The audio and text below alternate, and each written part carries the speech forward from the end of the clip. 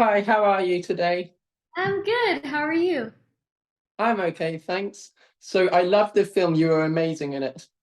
Thank you. You're Appreciate it. welcome. So I was wondering, how did you come across this project or get involved with it? Yeah, so it was a pretty simple process. I was sent the script, and they had interest in me taking on the role of Sarah. And they had written in there, like, they had given me the script and a pitch deck, and then they had said Sarah is like a final girl in a way that no one's ever seen before. And I was like, oh, this is super intriguing. I wonder what this means. And so I looked at the script, and I was completely shocked by what it was, which was very exciting for me because usually I felt like I could predict what was going to happen, and this film just totally threw me by surprise. And the role of Sarah really is a final girl in a way that no one's seen. So I definitely jumped at the bit to be able to take on a character like this and to enter the horror world, which I had never really been a part of before. You were fantastic on it. And that sort of leads into my next question. Throughout the film, your character has an innocent look. So I was wondering what your reaction was like to the twist. Yeah, well, I don't want to give any spoilers away, but that was something that was really important to me was in the first and the second act, you think that Sarah is one thing, and then the third act happens. There's a lot of horrific things that occur to all of the characters, and then you see this other side pulled out of her. And as an actor, I really wanted that innocence to be there, but then also if you rewatched the film, you could see that everything that is said instantly has actually a different meaning underneath it, Mm. um, because she's harboring a secret just like the rest of the characters are. And what was the most hardest or challenging scene for you to film, and how did you prepare? Yeah, I think the most challenging scene to prepare in the film was this monologue that my character has in the third act. It's like the final one of the final scenes of the film, and it was, luckily this is like such a treat because usually film is shot out of order, but we shot almost exactly in order of the film. So I was anticipating that scene for a while. It was at the end of the film. And I'd had a lot of discussions with our fearless leader, director, Marcus Dunstan, about what I wanted that to look like, and had rewritten it a bit and, changed it up. And um, that was the most challenging scene for me because it's incredibly emotional, and it's the reason it's where you really see the character of Sarah as she is for the first time, not under any other mask, or like preconceived notion of what you think this character is, but it's like her in their most vulnerable state. But it was also my favorite film to see, favorite scene to film throughout the Yeah. whole project. So it was good. Yeah. And how was it getting to work with JoJo again? I know you both were on School of Rock together, and as you both do singing, did either of you sing between takes? We should have sang between takes, but I think both of us were resting our voices because of all the screaming that we had to do. But it was so much fun. I mean, she was on School of Rock with me.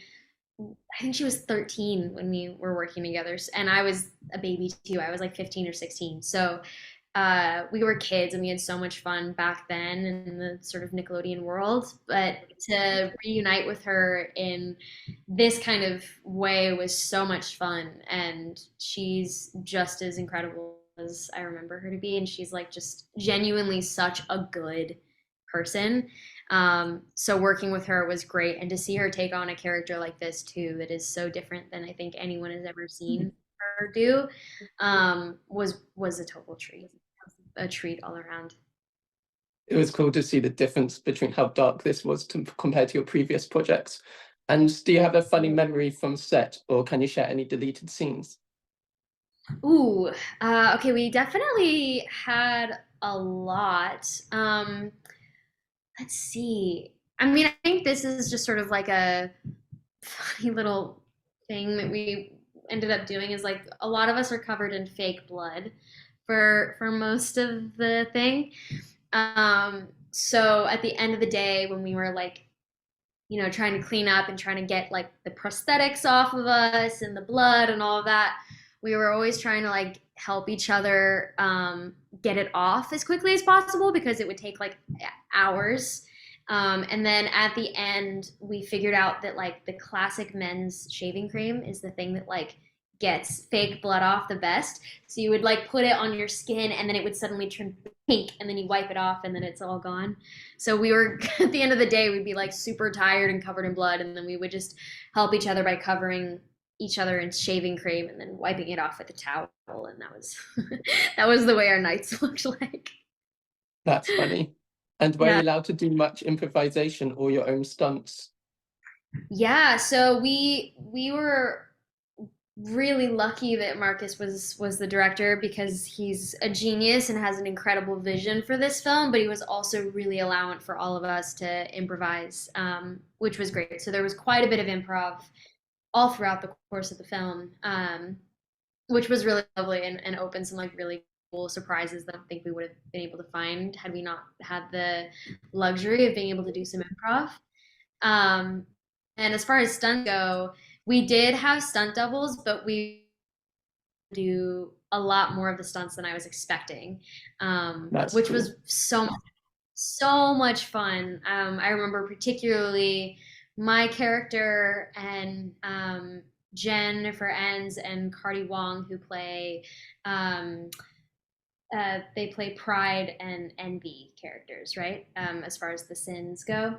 And we were able to have some really incredible stunt sequences, and filming that was incredible, and rehearsing that with them was so much fun. And since this film is a horror, and I saw your interview recently with Jay where you said you're scared of spiders. I was wondering, because I'm scared of spiders as well, how do you handle other bugs or small spiders? Do you run away or stomp them? Okay, well, I would like to say that I stomp on them, but I don't. I run. I'm such a I'm such a scaredy cat with spiders. I will call my dad to come over to my house and he will kill them Mhm. for me. Is With that other for all bugs, bugs?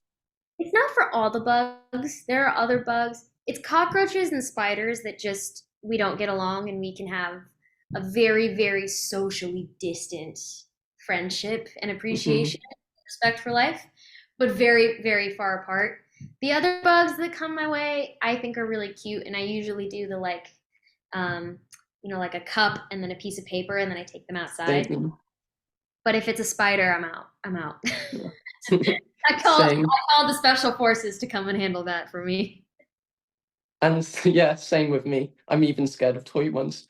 And Oh as my the God. film touches on some film themes of peer pressure and more, what messages or lessons do you hope viewers will take away from All My Friends Are Dead? Yeah, so I think peer pressure is a really interesting theme in this particular film, and I think that when you have that combined with um, how romanticized and glorified social media can be in this particular day and age, it can open up a door where someone feels inclined to do things that they normally wouldn't do, that would negatively affect themselves and others. And so I think anyone watching it from that perspective would be to sort of see this as a cautionary tale and to know that social media really isn't real, and the things that Mm, actually matter is like the person in front of you and yourself, and um, treating people the way you would want to be treated, like as a real human, and the rest of it really doesn't matter. that's a good message. And are you still friends or in touch with the rest of the cast and crew? And what do you want to happen in the sequel? Yeah, so we are very close. We were able to reunite a lot of us in Tribeca because All My Friends Are Dead premiered there, and a lot of us came out to do that, which is incredible. We have a WhatsApp like group chat all together, and we still stay in touch and hang out every in a while, even though we're all in different locations. I love those people to death, and they're really genuinely beautiful people, and I would love to work with them some more. As far as a sequel goes, I was talking to Marcus about this the other day. I was like, what would a sequel look like? I mean, I'm open to it. I again, I love Marcus, and I had such a great time working. And whatever it is, I hope that it would be just as shocking and unexpected as the original. Yeah. And my final two questions before I go is, do you have a favorite outfit or shoes from the film? And did you get any input into your characters' outfits? I think you broke out. Is your final two Sorry. questions is what? Did you have a favorite outfit or shoes? And did you get any input into your character's outfit? Yeah. I think my favorite outfit was probably her festival outfit. We basically, what we wanted to do was the seven deadly sins. There's a color that's attached to each one. Like out, not from our film, but like there's a color that represents each one. And so we wanted to implement that into everyone's wardrobe. So, Envy, the color is green. So he always had, like, wears a green hoodie, right? And the color for Wrath is indigo. So, like indigo and violets, right? So Mhm. that was really fun to do. It was also a challenge though, because that's a really short dress and I had to do a lot of stunts. So Yeah. fitting like knee pads under my dress and like in my boots was a thing. And I definitely, The boots were cool. the boots were really cool. It was a cool thing. It ended up looking great, but you had to get creative on how to do it, do your stunts in a dress, which was fun. Mm. And my last question is, before I go, I'm sorry if you get asked this a lot, but as Paramount Plus has rebooted iCarly, Fundaments, and a lot more other shows, would you be interested in rebooting School of Rock or just doing a cameo in like something like the new Fundaments show or something as Summer? Oh my God, I've actually never been asked this question before. It's really fun. That would be so, I mean, School of Rock was such a beautiful moment, a chapter of my life, and like playing Summer was so incredible. And I mean, if it got a reboot, that would be really fun. I'm curious what that would look like. It would be interesting to see what our characters would look like all grown up, and are we still in a band? Like, I want these questions asked. It'd be fun. I'd be interested to see what that would look like. Yeah, hopefully we'll get one, and hopefully we'll get a sequel as well. Thank you for doing this interview with me. I love chatting with you, and you were amazing in the film, and you also have a great singing voice as well. I just wanted to say as well. Oh, thank you so much. I really appreciate it. I hope you have a nice rest of your day. Yeah, you too. You too. Thank you. Bye. Bye.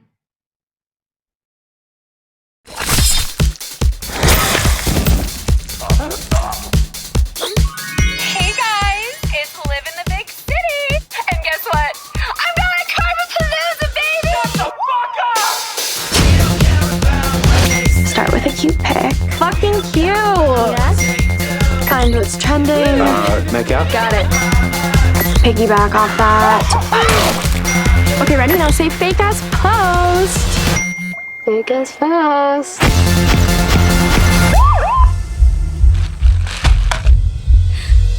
Ma'am?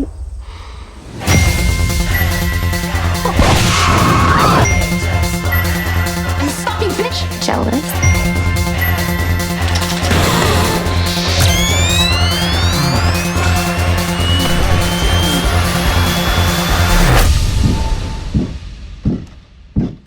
Okay.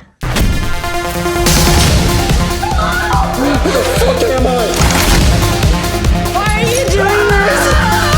Fuck you! I can't die a fucking virgin!